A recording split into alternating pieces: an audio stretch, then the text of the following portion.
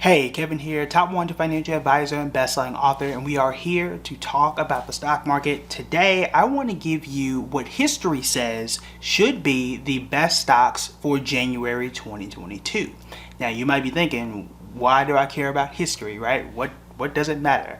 Kind of matters a little bit, and this is an interesting list, an interesting time to talk about this based on how things have performed in the past. And yes, the past does not predict the future, but it ain't always a bad thing. All right, so here's the stat. Now I'll put it up here as well. Since 1926, the 10% of the bottom stocks in December tend to flip and become the best stocks in January. So basically, let's say we took the entire S&P 500 and we said, what is that bottom 10%? What were some of the worst stocks in December?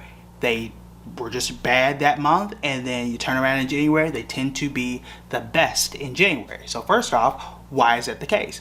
Ironically enough, we kind of talked about this. So go back to the video where I talked about tax loss harvesting. So a company like, I don't know, Disney didn't do well throughout the entire year, but we would go back to see, like, was it one of the absolute worst stocks in December? Because what happens is people tend to sell, take that, write it off on your taxes, and if it's still a good company but it just didn't do well in December, they'll come back and buy it in January. If you get enough people to buy that, then it tends to do well in January, and that's how it kind of has that January bounce.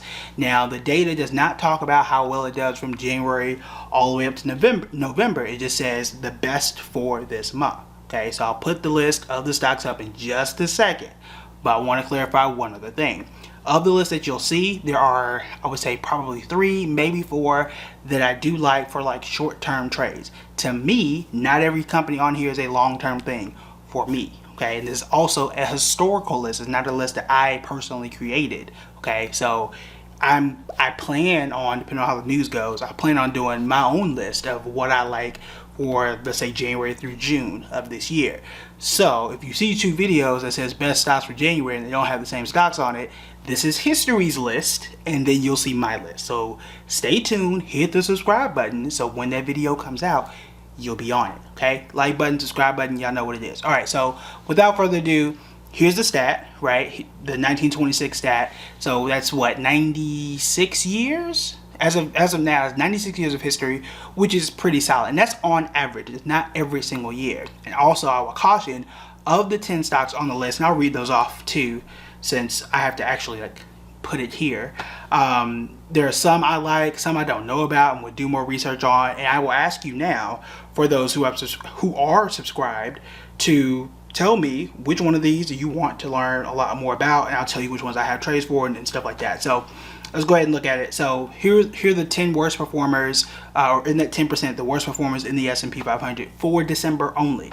We got CarMax, Adobe, you've got PVH, Under Armour, Albemarle, Albert, whatever it is. You got Etsy, you got Best Buy, Generac, Enphase, and then Gap. Now, some of these are pretty interesting. Now, I actually have the list of my favorite here. I like Etsy, I like Adobe, I like CarMax. Now, I already own Adobe already, so that's a simple one for me. But also, if you look at a chart of Adobe, you see it definitely goes through some waves, and it's right at the bottom of that wave now. And when I look at Adobe and what it's done in the past, plus where it is now, this says super easy trade for me. But I'm already in it, so I'm holding Adobe for the long term. That's just me. I've talked about Etsy before. Usually when I talk about Etsy, good things happen. I'm just saying, if you know, you know. If you've been on the channel long enough, you know. I like CarMax for a trade right now. CarMax is a very interesting company. And then Best Buy for a trade, for something, Best Buy and Under Armour for a short-term thing. If I'm just kind of buying it, maybe doing like a what we call a swing trade, so I got it 2-3 weeks or something like that. Both Best Buy and Under Armour make sense in that context. Now, I haven't studied these to say, oh, this is what I'm going to buy and hold for 6 months or something like that. And that's not me, not for these particular companies, but I may be convinced if I do more research there. I just have not, because y'all know what I did. I already got into it, right? I've already holding on the target. I've already got my stuff set for 2022. But if I'm doing something short term, I want to make some money now, then one, this list could be a great place to start, but I definitely like a Best Buy, Under Armour, maybe a CarMax to kind of get some money now. And by now, I mean like 2-3 weeks, maybe end of January might make the most sense for you. I don't think I repeated this earlier because I've done a few takes. I've done too many because I messed up. But anyway, one of the reasons why this tends to be the case is because at the end of the year, people sell to kind of get that loss to write off on their taxes for a number of reasons. And some people say, oh look, that company is still good. It lost me money last month. I just need to get it off the books. Help me in my tax situation. I'm gonna come back and pick it up later.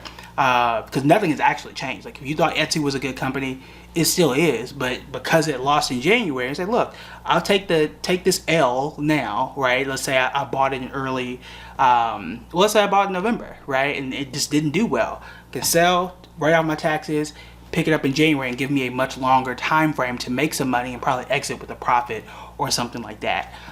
The case for something like a CarMax, one, I think is a great buying opportunity now, but between now and let's say hurricane season, I did a video years ago now, this CarMax, all these used car dealers tend to do well during hurricane season. So maybe I can get it for a good price now, ride it out until then, and see how well it does at that point in time.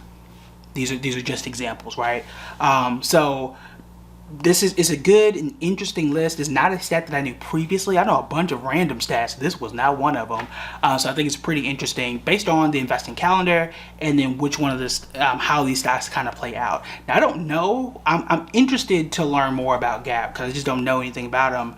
Ever since that Kanye deal, like 2019 maybe 2020, all the years are mashing up. I got a video on that one too, but that was again years ago, at least feels like years ago. But looking at the list though, feel free, if you are subscribed, which you should do, subscribe and like, because that helps me to determine, is my life worth it? But that would help me determine like what type of content you guys like. But do let me know of the list that you see, of the 10 companies here, right, which ones do you want further breakdowns into? Which ones, what information do you want to know about some of the companies here? Because I like the discussions that we have on the channel. Like I've been going back and forth about why I sold Disney and why this could be a perfect time for people to buy Disney. These are all fair questions, right? And I got rid of Disney and I'm sticking with getting rid of Disney.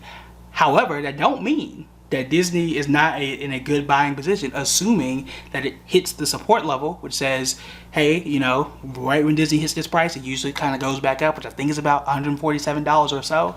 And it could, do that and Disney could do well. The question is though, for me, is it going to do better than Prologis? Is it going to do better than Intuit? And I don't know the answer to that question. Only time will tell. So let me know which of these companies you're most interested in. What other stats or interesting things that you think people don't know about how the market calendar moves and what stocks make sense. But again, this is history's list. If I get time, I'll try and put out my own list for January 2022, or really just an entire list for January to June, because I like to do these longer term investments. But let me know what you think in the comments below. Like, subscribe, do all of those things. And today was a great day because yes, the market was up. Apple hit $3 trillion. Tesla hit, they gained almost like 11% in a day, which is wild. But this is why you keep those winners. I've been saying that, right? Unless I don't believe in the company anymore, I'm only selling the losers. And Tesla and Apple ain't one of them. All right, so that is it for me. I'll talk to you guys later. Bye.